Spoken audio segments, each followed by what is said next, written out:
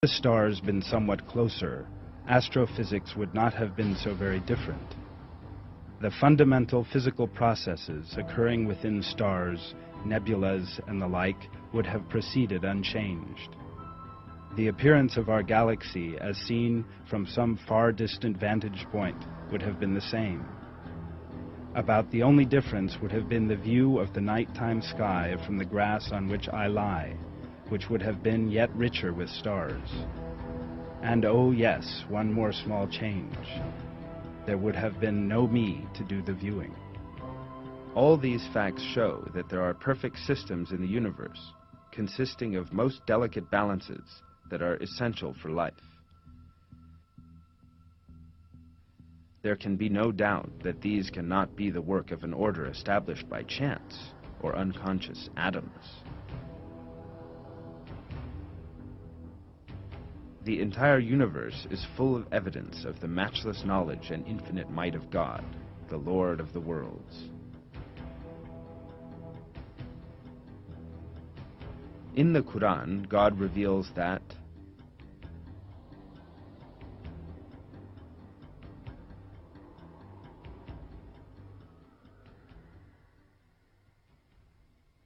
God, there is no God but Him, the living, the self-sustaining.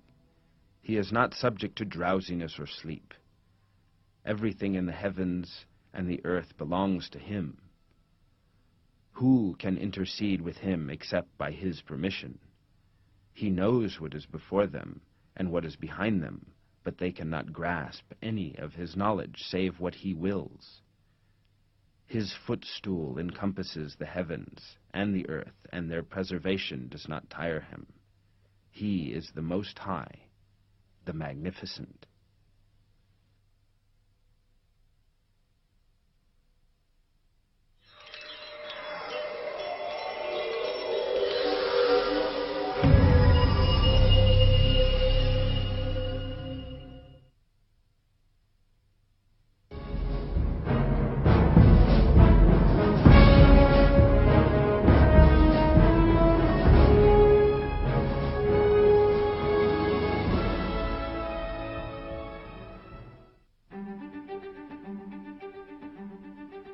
Flowers are such sweet-smelling natural wonders.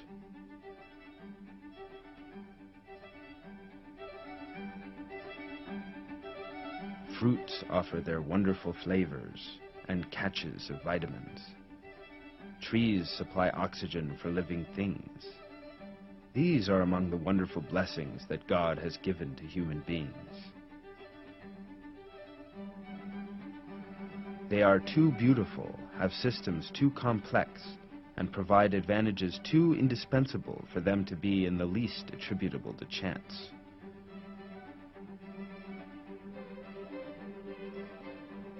The tiny seeds you see contain 60 times more information than in all of the Encyclopedia Britannica.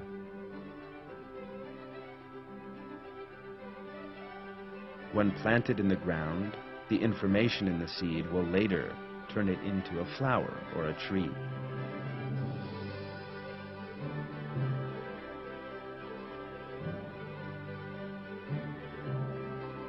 From every seed emerges a plant different in taste, smell, color, and size than every other.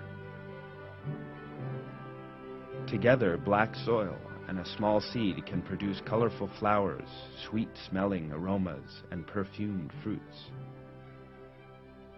That is just one of the creative miracles of Almighty God. In the Quran, God says,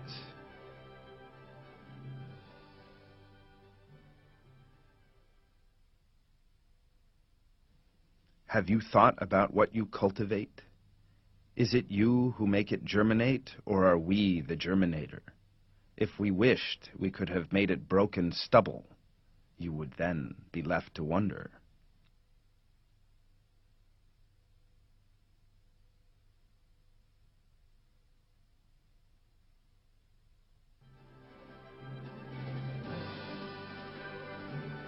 For millions of years, the countless varied plants on Earth have known what they must do and when they must do it, thanks to a program stored in their seeds, and they remember this program and carry it out without error. A peach tree never grows from a cherry pit, nor does a strawberry ever come from the seed from a lemon tree. It is surely impossible for a piece of wood, with no brain, eyes, or intelligence, to put such a perfectly working program into operation by itself. The idea that this system can have been functioning perfectly for millions of years due to the success of chance occurrences is a fantasy that all sensible people will find ridiculous. It is God who creates plants. This fact is revealed in the Quran.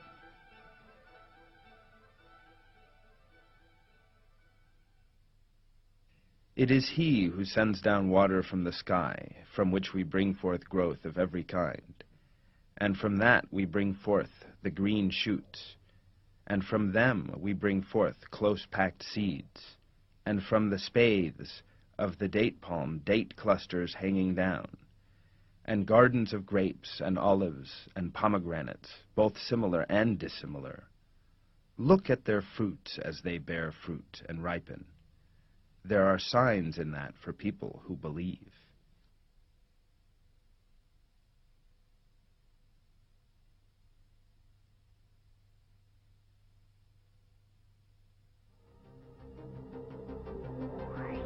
Millions of living things, each one of which is equipped with the most appropriate systems for its environment, the most appropriate for its needs.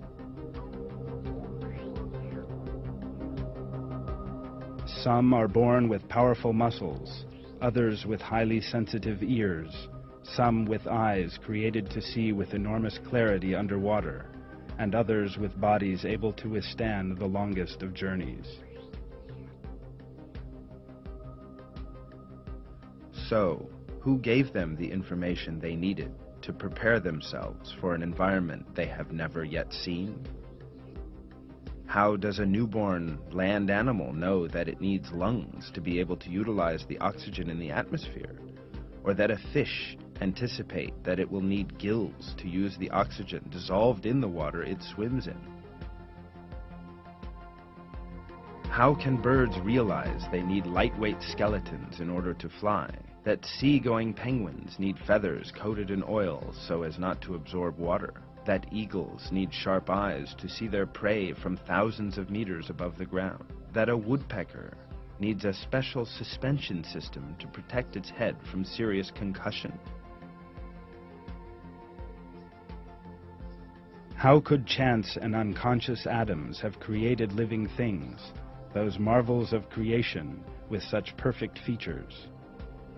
Such a thing is, of course, completely impossible.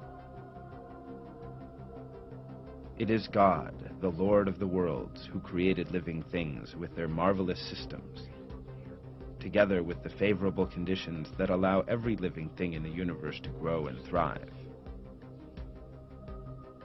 Professor Gary E. Parker was formerly an evolutionist, but like many other scientists, on the basis of research he did in paleontology and biology, he came to the conclusion that the theory of evolution was invalid. Here, he reveals his true thoughts about the variety of species. What spectacular variety we see among living things, both variation within kind and the stupendous number of different kinds. Most of us are awed by the spectacular variation in color, size, form, features, and function we see both within and among the incredible diversity of living things that grace our planet. Why so much variation? Darwin himself described the anxiety he experienced upon seeing the perfection in animals that invalidated his theory.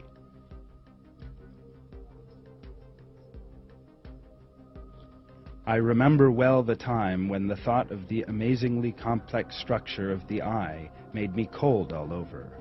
But I have got over